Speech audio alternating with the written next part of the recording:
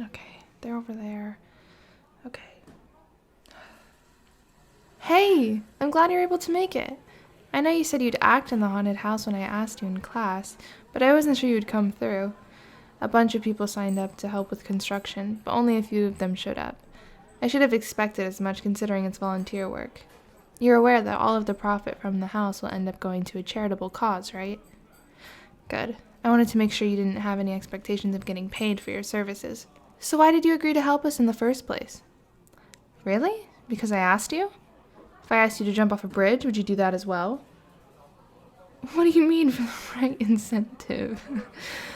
Anyway, we've already finished most of the construction. Now we are focused on finding some decent scare actors, and that's where you come in. Follow me to the side entrance and I'll show you what we've got so far. We aren't actually using our real house since this is a public event. My roomies and I agreed that using the backyard would be better since it's actually more spacious than the house. Since the side path to the backyard is connected directly to the street, we figured it would be our main entrance. Okay, so this is the area where the ticket queue will be. We plan on setting up some barrels of hay here, and our ticket counter will be next to the entrance gate. We will also have some booths here, staffed by local artisans. My friend's mom makes her own cider, so we offered her a place to sell drinks. We've even got alcoholic beverages for anyone of age. It seems appropriate since this haunted house is intended for university students. Even though it's an off-campus event, we are still less than a block away from the dorms, so we're expecting a lot of traffic on opening night. Now, this wasn't my idea, but we did actually decide to split the event into 2 attractions.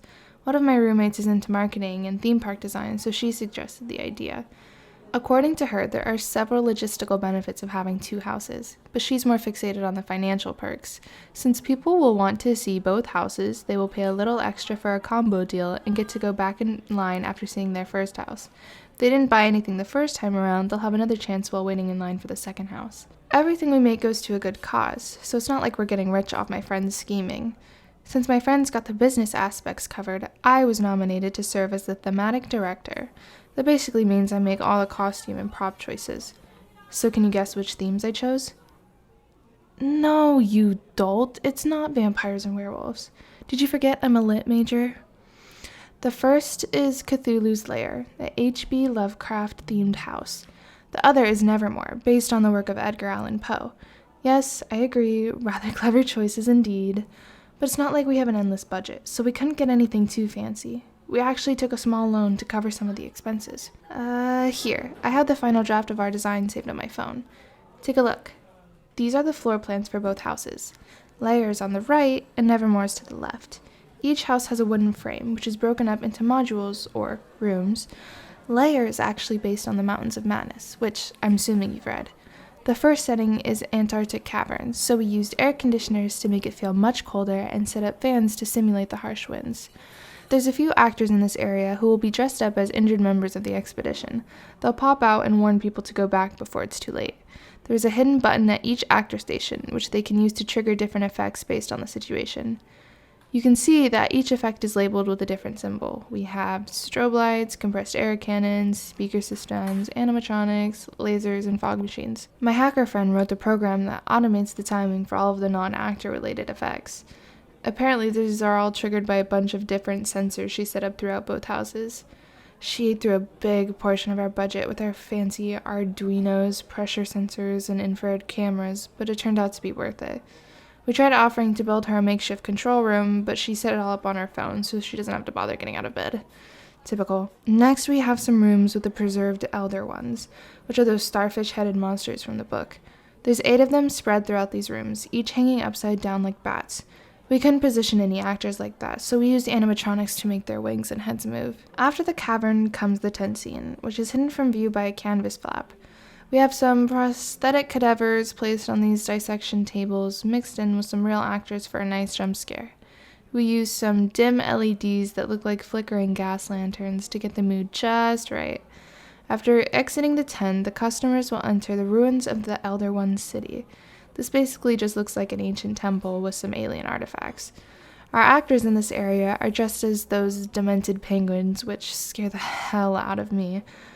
The light gets dimmer with each room, so that the actors dressed as Elder Ones are more difficult to spot as time goes on. The last room is totally dark, We rigged lasers and a projector to make it appear as if a huge monster is surrounding the customers, just like the scene from the book. Actors are hidden behind these walls. There are hidden gaps where they can reach through with some plastic tentacles, which makes it appear as if the walls are moving. Nevermore is more of a traditional haunted house. Poe's horror is more focused on the psychological aspects of morality, so there weren't too many ghoulies or monsters to pick from. You must have at least read some of his more popular works, right? Obviously, the first room is the study scene from The Raven. Poe lived during the Victorian era, so we tried to make the props and scenery as accurate as possible. We used the same lighting technique as before to replicate the glow of gas lamps. We also made fake windows and used flat screens to display a gloomy movie of a graveyard at night. One of my friends helped shoot and produce the videos we used. Each window in the room displays the same scene, but from a different angle. This creates the impression of parallax from far away, similar to the way that VR works. We also had someone from the video editing department add a few CG ravens to the movie. To replicate the scene from the poem, we added a fake door. An actor knocks on this door and triggers one of the windows to open, blowing cold air into the room. There's also a motorized raven that flies circles around the room. Next, the customers exit the study and proceed to a street scene at night. The star of this section is the murderer with the vulture eye from The Telltale Heart. There's another projector set up here to produce flashes of lightning, plus a subwoofer to create the sound of thunder. There's a space for an actor behind each of these fake doors so they can easily lean forward for a quick scare. After passing through a stone arch, the customers enter the graveyard scene, complete with grave robbers and a few zombies, just to spice things up a bit. You can't have a graveyard without zombies. Where's the fun in that? The next zone is the final scene from The Fall of the House of Usher. There are pneumatic actuators attached to each of the foam bricks that make up every wall in this room. This causes the walls to ripple like waves, which is very effective when paired with a little strobe lighting. The last of my roommates is a mechanical engineering major, so she helped us to design all of the technical effects we needed. She developed an equation to model the waves and an interface to synchronize each actuator.